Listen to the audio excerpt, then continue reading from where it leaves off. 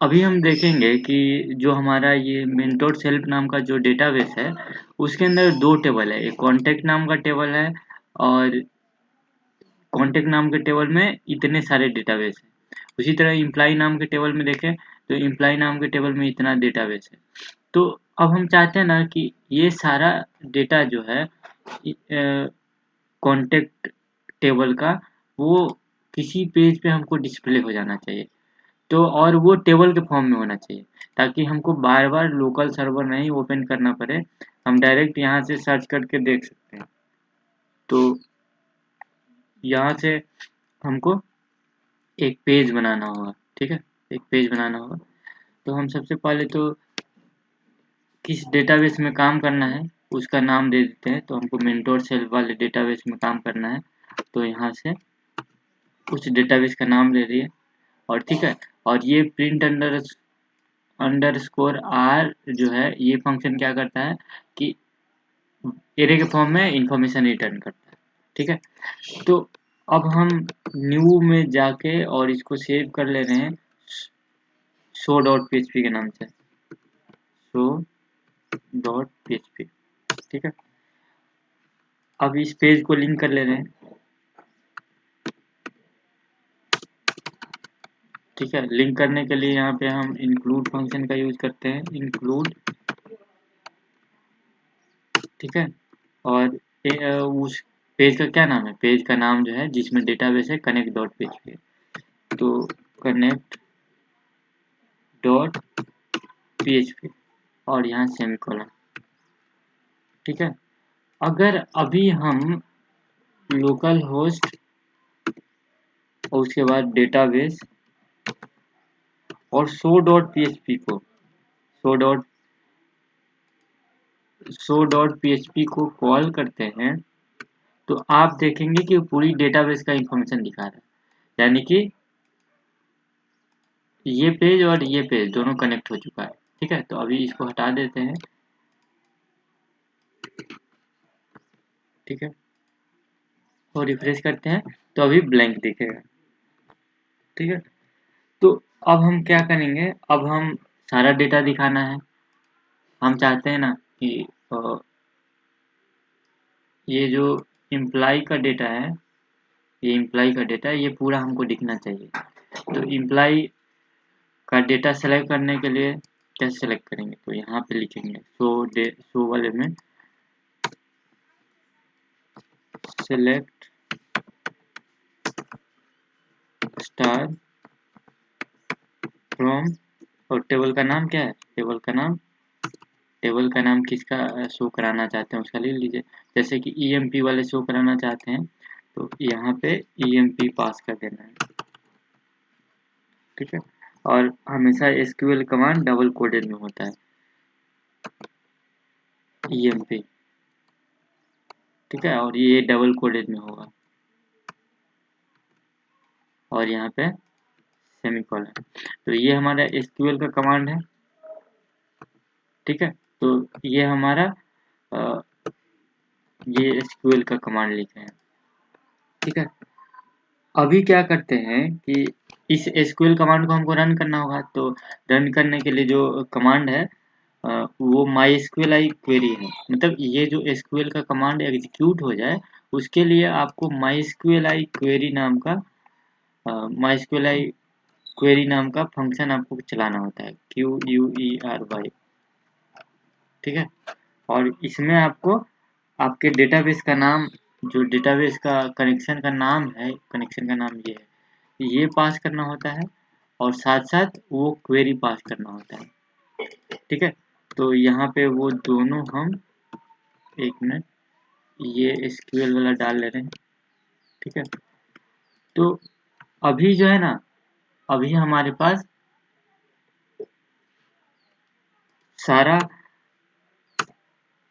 जो भी data insert हुआ है, वो इसमें आ जाएगा, ठीक है? इसके अगर हम यहाँ पे लिख देते हैं $_डेटा, तो ये जो क्वेरी चला है जिसकी मदद से सारा डेटा किसके अंदर चला जाएगा, ये क्वेरी सारा डेटा लेके इस डेटा के अंदर भेज देगा।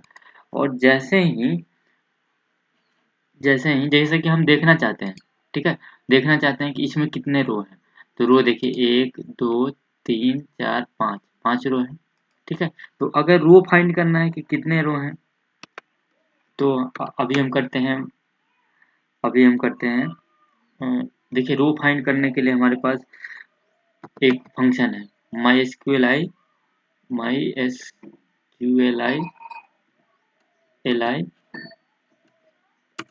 ठीक है, रो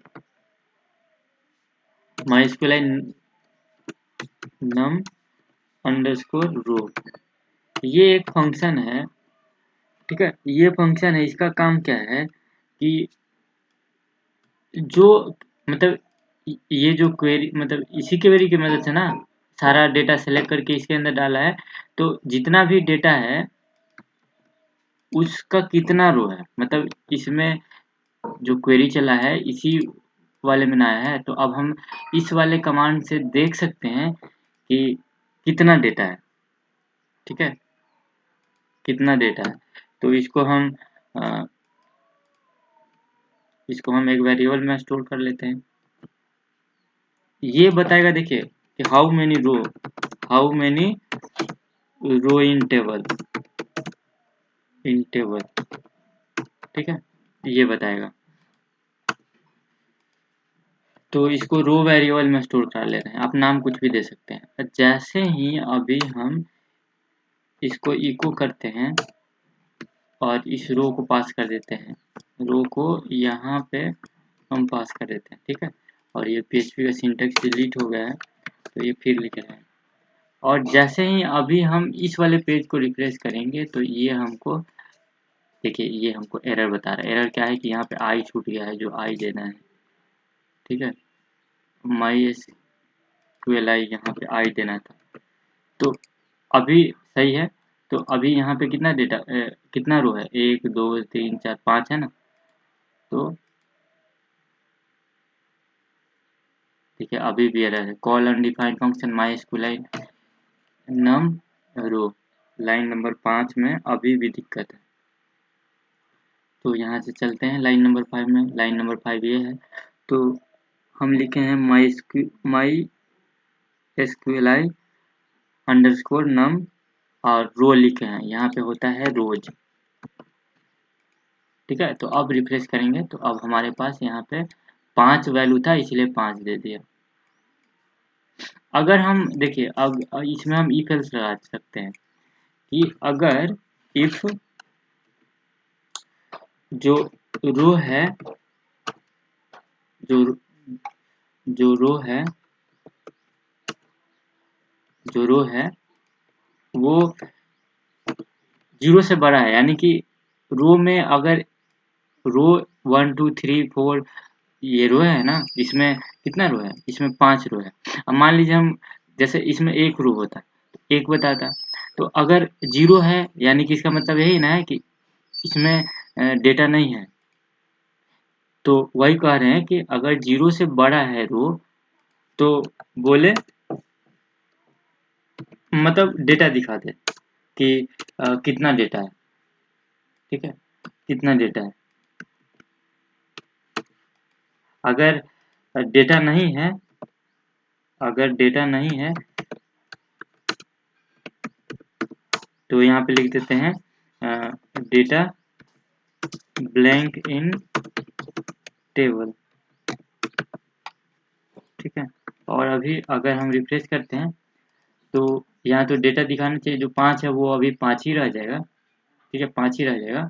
लेकिन अभी देखिए कोई ऐसा चुनते हैं जिसमें डेटा नहीं है, जैसे कि बुक 1 में तो खाली है, टेबल ही नहीं है। बुक वाले में देखते हैं। तो बुक वाले में हमारे पास, हाँ देखिए, बुक वाले में बुक जो डेटाबेस है, जैसे कि यहाँ हम डेटाबेस का नाम मेंटोर सेल्फ की जगह बुक रख लेते हैं, ठीक है, बुक रख लेते हैं। बुक ही है ना, हाँ बुक ही था, तो बुक रख लेते हैं और इसको सेव कर लेते हैं। और यहाँ पे जो जिस टेबल में डेटा नहीं है उसका नाम EMP ही है। तो वो तो EMP यहाँ पे लिखा ही हुआ है। क्योंकि उसके अंदर भी सेमी टेबल है, मतलब ठीक है। तो जैसे कि डेटाबेस का नाम सेम नहीं हो सकता है, लेकिन डेटाबेस के अंदर एक डेटाबेस के अंदर जो नाम है ईएमपी है, तो दूसरे डेटाबेस के अंदर ईएमपी नाम हो सकता है, ये तो पता ही है ना। एक डेटाबेस में सेम नाम का 2 टेबल नहीं हो सकता, लेकिन दूसरे डेटाबेस में नाम हो सकता है सेम, ठीक है। जैसे कि एग्जांपल के माध्यम से अगर बताएं, तो आपके जो घर है, आपके घर के अंदर किसी का नाम सेम नहीं हो सकता, लेकिन वही आपके पड़ोसी में हो सकता है नाम सेम रख लिया जाए। तो अभी रिफ्रेश करेंगे तो देखिए यहाँ पे बताया डेटा ब्लैंक इन टेबल, ठीक है, क्योंकि उसमें डेटा ही नहीं है, क्योंकि इस वाले में जाके देखें तो डेटा 0 है, ठीक है। तो ये समझिए मेन, ये इम्पोर्टेंट था। तो अब देखिए, हम तो बुक वाले में तो नहीं काम कर रहे हैं, हम मेंटोर सेल वाले में अब काम करेंगे, ये डेटाबेस में काम करेंगे, वो दिखा रहे थे आपको, ठीक है। तो यहाँ से ये रख ले रहे हैं, अब बाकी सब तो सेम ही होगा। अब देखिए, अब हम चाहते हैं कि अगर डेटा है, अगर डेटा है, चलिए ठीक है, अगर डेटा है तो एक एक फंक्शन है, देखिए अगर आपको चाहिए कि इस ईएमपी में, ये जो ईएमपी टेबल है, इसमें चाहते हैं ना कि डेटा दिखे, तो देखने के लिए, डेटा देखने के लिए कौन कौन सा डेटा है, उसके लिए हमारे पास फंक्शन है mysqli अंडरस्कोर फैच एसोसिएशन, ठीक है। mysqli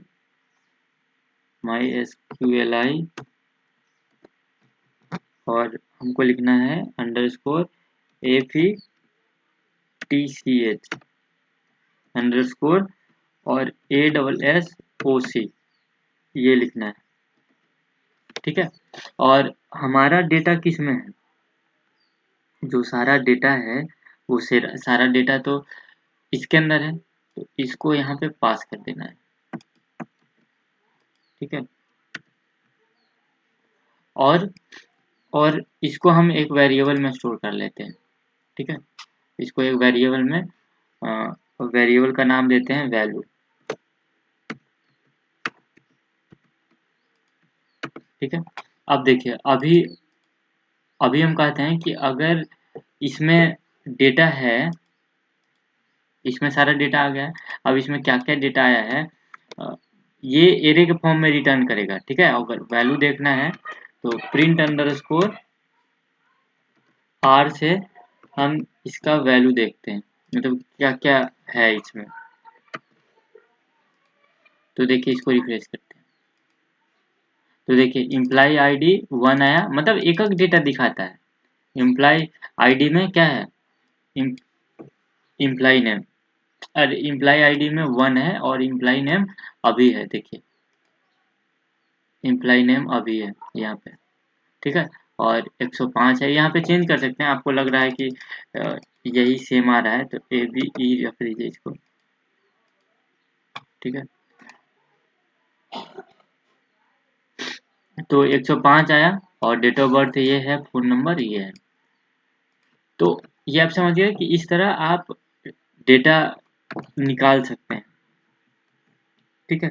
लेकिन हमको डेटा, ये तो एकक का निकाल लें, लेकिन हमको सारा डेटा निकालना है, ठीक है। यही काम इको से करना है ना। तो देखिए सबसे पहले आप इम्प्लाई आईडी का निकालेंगे एकक 1, तो यहाँ पे आप इको की मदद से इस तरह लिखेंगे, आप यहाँ पे इको लिखेंगे, ठीक है। और यहाँ पे बोले अभी कि एरे के फॉर्म में सारा डेटा आ रहा है, सारा डेटा एरे के फॉर्म में आ रहा है ना, जैसे कि वैल्यू, और वैल्यू की जगह इम्प्लाई आईडी, यहाँ पे अगर हम यहाँ पे वैल्यू में अगर यहाँ पे आईडी लिखें,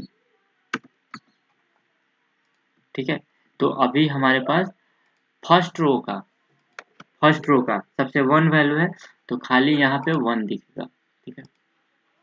ठीक है, अभी बोल रहा है अनडिफाइंड एरे की आईडी, क्योंकि इसमें आईडी नहीं नाम है, ईएमपी आईडी नाम है, तो यहाँ पे लिखना होगा ईएमपी आईडी, EMP ID, ठीक है। और तो अब ये हमारा 1 आ जाएगा, यहाँ नहीं, यहाँ नहीं, यहाँ नहीं, यहाँ, ठीक है, 1 आ गया, समझिए। तो इसी तरह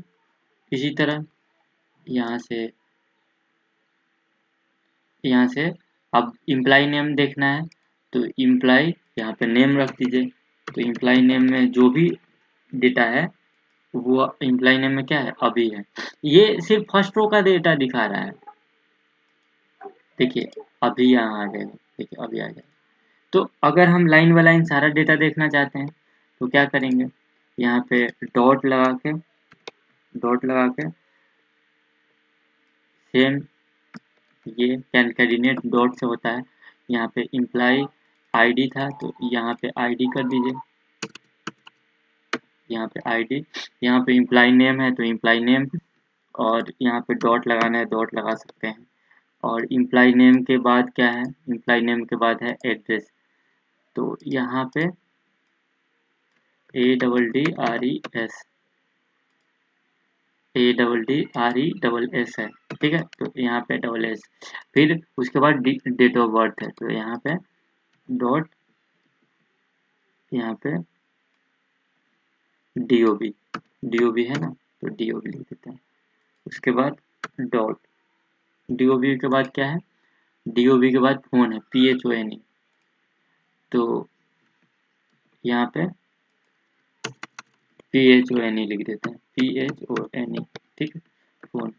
अभी अगर रिफ्रेश करते हैं, अभी यहाँ पे रिफ्रेश करते हैं तो हमको सारा डेटा दिख रहा है, लेकिन ये स्पेस नहीं आ रहा है, तो यहाँ पे इस तरह स्पेस दे सकते हैं और यहाँ पे डॉट लगा सकते हैं। तो सब में इसी तरह देखिए, अभी दिखाएंगे, अभी अगर रन करते हैं तो एक 1 के बीच स्पेस आ जाएगा, बाकी सब के बीच नहीं रहेगा, देखिए। तो सारे के जगह यहाँ पे लगा देना है, इसी तरह यहाँ भी और यहाँ भी, ठीक है। और रन कर लेते हैं, तो अभी जो है हमारे पास सारा स्पेस आ गया, लेकिन इसको हमको टेबल में देखना है। तो वो टेबल में देखने के लिए वो हम देखेंगे अभी, लेकिन अभी तो एकक डेटा आया, हमको चाहिए सारा डेटा, ठीक है। अभी जो आप डेटा देख रहे हैं वो सिर्फ एक का है, तो सारा अगर डेटा देखना है तो उसके लिए हमको व्हाइल लूप लगाना होगा, ठीक है। यहीं पे इसको हम नीचे रख लेते हैं ताकि हमको ये डालना रहेगा, ठीक है। तो सबसे पहले हम यहाँ पे व्हाइल लूप क्या हमको जरूरत पड़ेगा, तो देखिए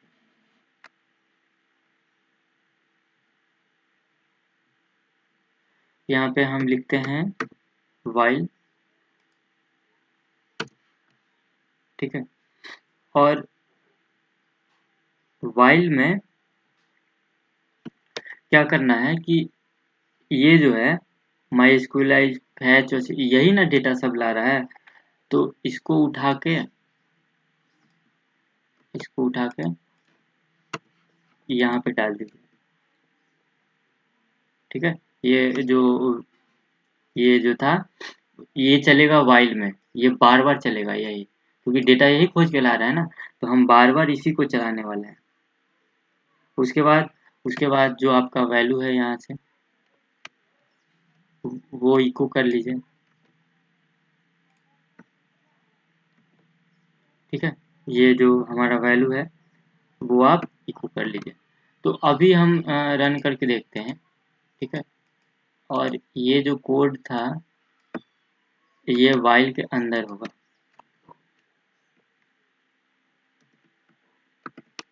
ये व्हाइल के अंदर होगा। अभी रिफ्रेश करते हैं तो अभी हमको देखिए ये कुछ अजीब आ गया है, मतलब सारा डेटा आ गया है लेकिन थोड़ा ये नीचे लिखा हुआ था ये वाला, इसीलिए इस तरह आया है, ठीक है। सारा डेटा आया लेकिन अच्छे से नहीं आया, इसको अच्छे से आना चाहिए था ना। तो वो अच्छे से नहीं आने का कारण एकदम सिंपल सा है, हम इसको टेबल के फॉर्म में ला रहे हैं। सारा डेटा तो आ गया लेकिन फ़ोन किसका है ये पता नहीं लग रहा है। तो इसीलिए हम इसको सबसे पहले टेबल क्रिएट कर लेते हैं, ठीक है। तो इको में, ठीक है, यहाँ से हम टेबल टैग ले लेते हैं, इसके अंदर टेबल टैग ले लेते हैं और टेबल के अंदर रो होता है, तो टेबल रो, टेबल रो, और इसको टीआर को क्लोज कर रहे हैं, ठीक है। और फिर उसके बाद टेबल डेटा होता है टीडी,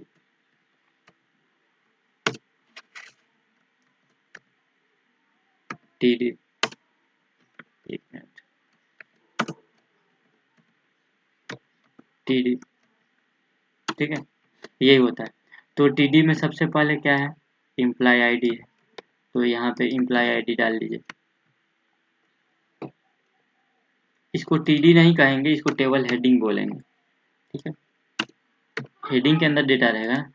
उसके बाद दूसरा हम यहाँ से, दूसरा हमारा डेटा क्या है, एम्प्लॉय नेम है, तो यहाँ पे एम्प्लॉय नेम। उसके बाद हमारा डेटा क्या है, एड्रेस है, तो फिर से इसको हम कॉपी कर लेते हैं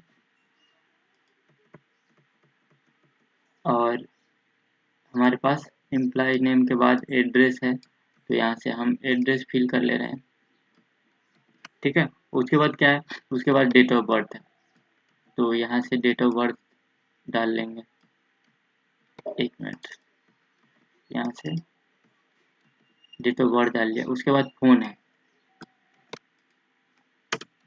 उसके बाद फ़ोन है, तो यहाँ पे फ़ोन डाल रहे हैं, ठीक है। इतना हो गया। हम टेबल टेबल टैग में टेबल क्रिएट कर लिए और इसको बंद कर लीजिए, ठीक है। अभी हम पूरा टेबल क्रिएट कर लिए हैं, यहाँ इसको नहीं बंद करना था, ये लास्ट में बंद होता है।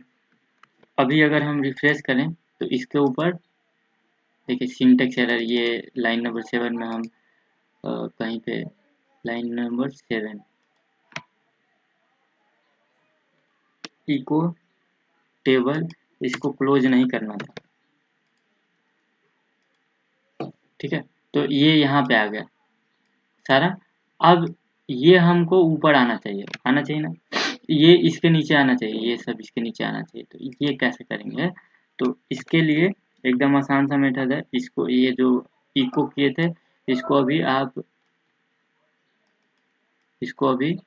यहाँ से उठा के यहीं पे रखिए नीचे, ताकि आप इसको बाद में यूज कर लें, ठीक है।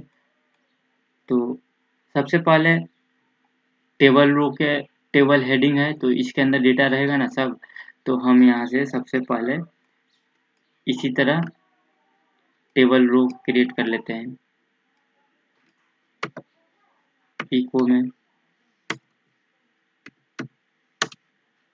यहाँ से टेबल रो, ठीक है। टेबल रो क्रिएट कर लिया और इसको क्लोज नहीं करना। अब टेबल डेटा होगा, तो यहाँ से टीडी ले लेते हैं,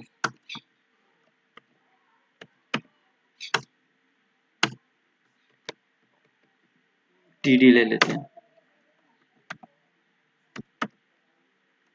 ठीक है। और टीडी में क्या डालेंगे, टीडी में क्या डालेंगे, ये जो फर्स्ट है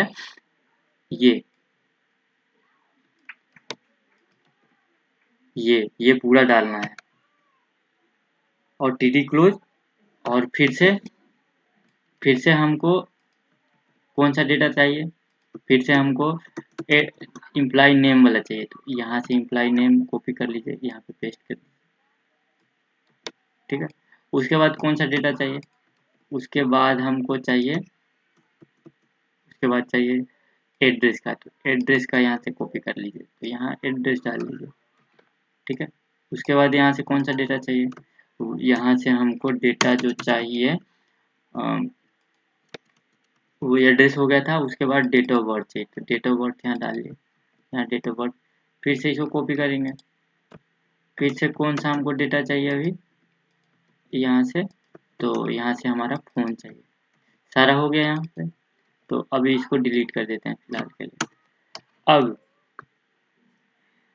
यहाँ पे ये सारा डेटा आ गया। उसके बाद इस टेबल के नीचे आपको जो ये टेबल ओपन किए हैं इसको तो क्लोज करेंगे ना, तो ये क्लोज करेंगे हम यहाँ पे, ठीक है, यहाँ पे इको कर देंगे, ठीक है। ये आपको थोड़ा ध्यान रखना है कि ऐसे ही होता है, तो आपको इसको याद कर लेना है, इसका कोई उपाय नहीं है, सारा ऐसा ही होता है। तो ये हो गया, अभी टेबल क्रिएट हो गया पूरा, ठीक है। अभी हम इसको रिफ्रेश कर लेते हैं, तो सारा डेटा देखिए अभी एक एरर आ रहा है, एरर लाइन नंबर 21 में, लाइन नंबर 21 कहाँ पे है, यहाँ पे है। यहाँ पे क्या एरर है, यहाँ पे एरर है सिंटेक्स एक्सपेक्टिंग, ये कुछ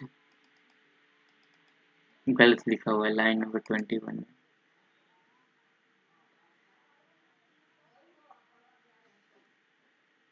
देखिए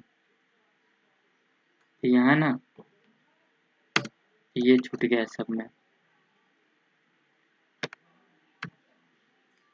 तो सब में ये दे लेते हैं, ये छूट गया है,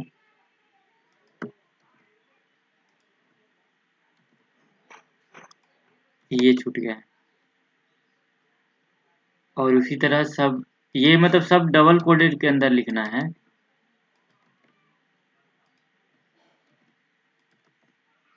अभी सही है,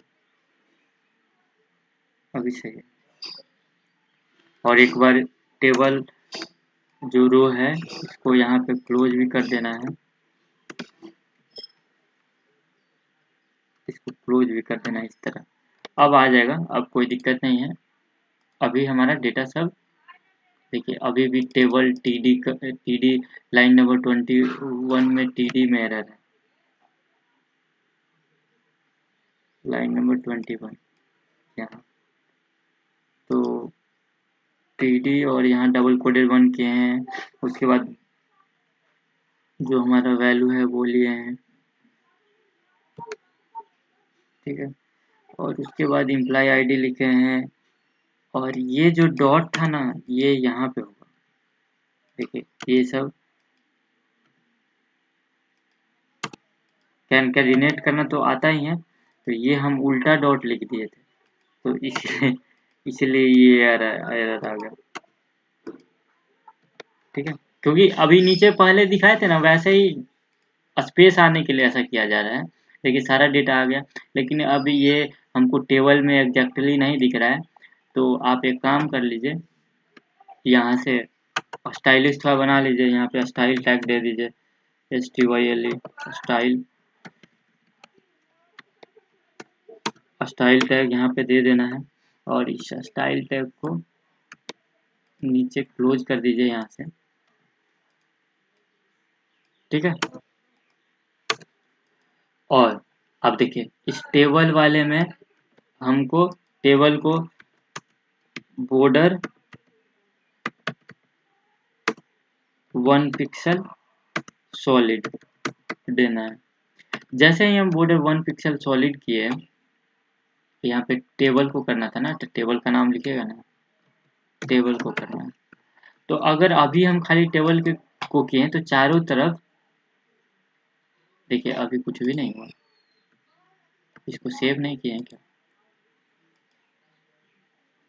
तो अभी कुछ भी नहीं हुआ है। तो देखिए अभी हम TA BLE लिखे हैं,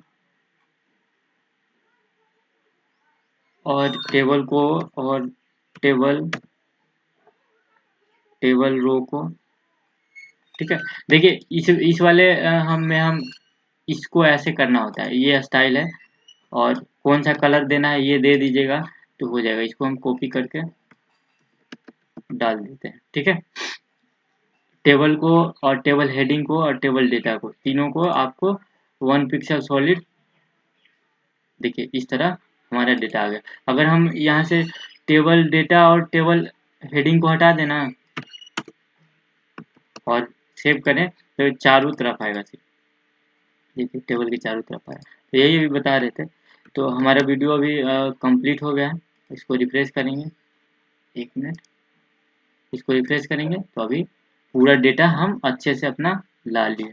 वही अगर यहाँ पे डेटा नहीं होता, इनके सारा डेटा डिलीट होता। देखिए अभी हम क्या कर रहे हैं, सारा डेटा डिलीट कर दे रहे हैं। फिर से सारा डेटा भी डिलीट कर देना है। 4 3 2 और यहाँ पे 1 सारा डिलीट हो गया। अभी हम इसको रिफ्रेश करेंगे तो देखिए ये बोलेगा डेटा ही नहीं, डेटा ब्लैंक।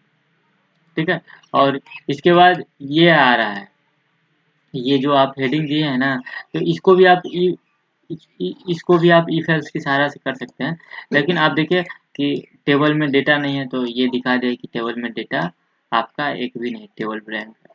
तो इस तरह आप कर सकते हैं, समझे इसको। जैसे हमारे वेबसाइट में है ना, जैसे अभी मेंटोर्स हेल्प की वेबसाइट है जहाँ पे आप देखिए नेट कनेक्ट नहीं है, तो इस वेबसाइट पे आप लाइव क्लासेस ले सकते हैं। और अगर लाइव क्लासेस के लिए टाइम नहीं है तो यहाँ पे रिकॉर्डेड लेक्चर भी दिए गए हैं, जहाँ से आप बाई करके और सीख सकते हैं।